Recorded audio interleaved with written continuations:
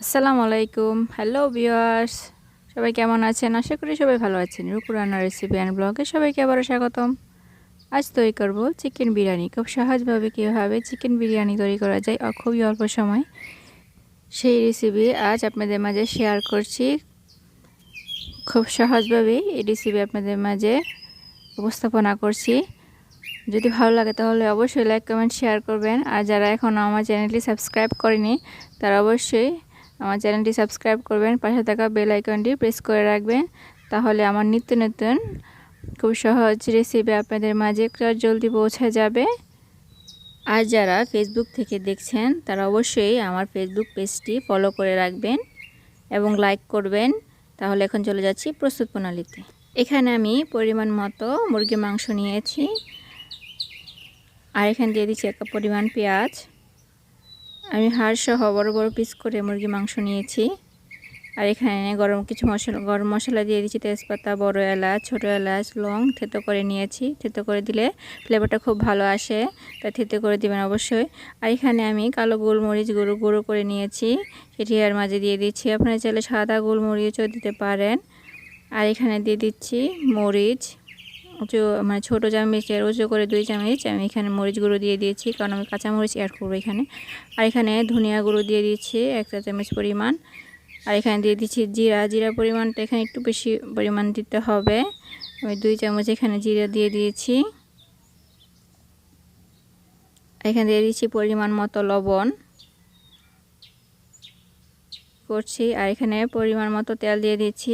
Arabian খ্যাপসা রান্না করার সময় বড় বড় মুরগির পিস রাখে, তাই আমি সেরকম রেখেছি।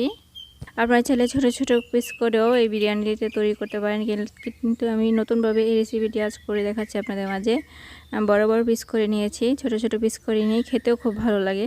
তাহলে অবশ্যই এই রেসিপি বাসায় তৈরি করবেন আর আমাকে কমেন্ট করে জানাবেন। এখানে আমি গরুর দুধ নিয়েছি, একেবারে খাঁটি গরুর দুধ। এখানে আমি 1/2 কাপ, মানে 1 কাপের চেয়ে একটু পরিমাণ কম এখানে আমি দিয়ে দিচ্ছি। এই দুধ দিয়ে আমি আজ এই রেসিপিটি করব। কোনো রকম এখানে পানি ব্যবহার এখন করব না, তারপর পোলাও চাল দেওয়ার পরে তারপর পানি ব্যবহার করব। এখানে এই পর্যায়ে আমি দিয়ে দিচ্ছি আদা রসুন বাটা 2 চামচ, রসুন বাটা 2 চামচ, আদা বাটা এখানে আমি ব্যবহার করছি। আমি প্রথম পর্যায়ে দিইনি, এই পর্যায়ে আমি দুধ দেওয়ার পরে দিয়েছি, এটি খেয়াল রাখবেন। আর কাঁচা মরিচও দিয়ে দিয়েছি ফ্লেভারটা আসার জন্য। আমি শুকনো মরিচের গুঁড়োটা একটু কম দিয়েছি। আপনারা জাল যেমন খান তেমন পরিমাণ জাল এখানে দিয়ে দিবেন। এখন ঢাকা দিয়ে সিদ্ধ হতে দিব কতক্ষণের জন্য। দেখতেই পাচ্ছেন আমার পানিটা কতটা শুকিয়ে এসেছে, ঘন হয়ে এসেছে।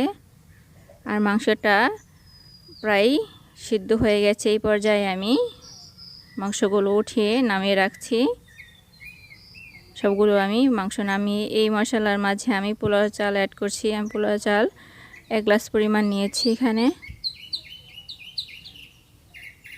আমি অল্প পরিমাণে রান্না করছি, 3 জনের মতো খেতে পারবেন এই বিরিয়ানি। এরকম পরিমাণে আমি এখানে রান্না করছি। ভালো করে নাড়িয়ে চাড়িয়ে কষিয়ে নিচ্ছি মশলার সাথে। এ পর্যায়ে আমি পানি দিয়ে দিয়েছি। এটা কিন্তু গরম পানি না, চাইলে আপনারা গরম পানিও দিতে পারেন। আমি এখানে ঠান্ডা পানি ব্যবহার করছি।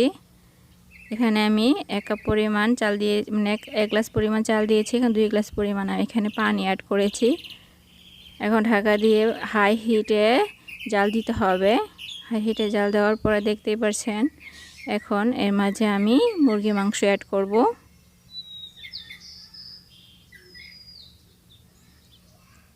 এই পর্যায়ে আমি মুরগি মাংস অ্যাড করছি, কারণ পানিটা প্রায় শুকিয়ে যাচ্ছে।